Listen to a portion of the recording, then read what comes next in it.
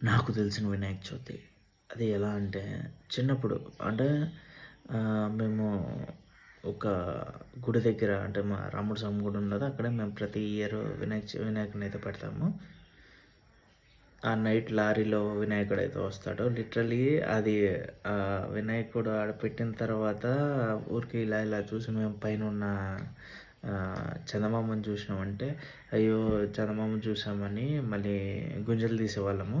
ఇలా ఉండేది మా చిన్నప్పుడు. అంటే ఏదో అన్‌ఎక్స్‌పెక్టెడ్‌గా చూస్తే ఎందుకంటే వినాయకుడికి, చంద్రుడికి చూసి నవ్వాడని ఒక పాయింట్ ఆఫ్ వ్యూలో అది వచ్చింది కాబట్టి అలా మేము గుంజలు తీసుకునేవాళ్ళం. నెక్స్ట్ డే మార్నింగ్ 6 కల్లా లేసేసి స్నానం చేసేసి ఆ గుడి దగ్గరికెళ్ళేసి ఆడ కూర్చొని అంతా పులిహోర మీటింగ్ అన్నీ పెట్టుకొని ఇలా చేసేవాళ్ళము.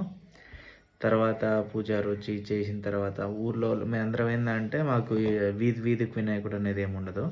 ఊరంతా